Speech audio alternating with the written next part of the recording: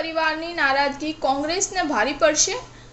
પ્રતિભા કેમ્પના 6 એમએલએનું cross voting અને સરકાર ખતરામાં। હિમાચલ પ્રદેશમાં ચૂંટણી જીત્યા બાદ સરકાર બનાવવાનો વારો આવ્યો ત્યારથી જ અસંતોષના બીજ રોપાયા હતા।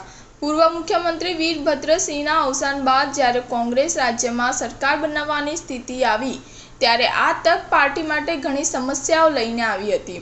મુખ્યમંત્રી પદ માટે દાવેદારી માટે ઘણા નામો સામે આવ્યા હતા। એક દાવેદાર વીરભદ્રની પત્ની પ્રતિભાસિંહ હતા। તે રેસમાં આગળ પણ હતા। પ્રતિભાસિંહના ગૃહ જિલ્લા શિમલામાં કોંગ્રેસે વિધાનસભા ચૂંટણીમાં સારો દેખાવ પણ કર્યો હતો અને 8માંથી 7 બેઠકો જીતી હતી। આ સામે પ્રતિભાને પૂર્વ મુખ્યમંત્રી વીરભદ્રસિંહની નજીકના મોટાભાગના નેતાઓનું સમર્થન હતું। તેથી મુખ્યમંત્રી પદ માટે પ્રતિભાસિંહની દાવેદારી મજબૂત બનાવવામાં આવી રહી હતી। પ્રતિભાએ ચૂંટણી પછી એમ પણ કહ્યું હતું કે વીરભદ્રસિંહ અને તેમના પરિવારના વારસાને અવગણી શકાય નહીં। પ્રતિભાસિંહ માટે જે સૌથી મોટો પ્લસ પોઈન્ટ હતો તે તેમના મુખ્યમંત્રી બનવાની આડે આવ્યો।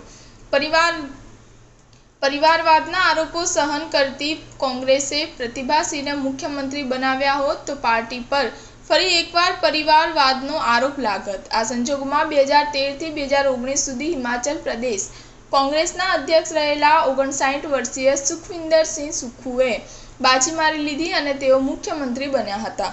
સ્ટાર ન્યૂઝ 7 હંમેશા સચ્ચાઈની સાથે।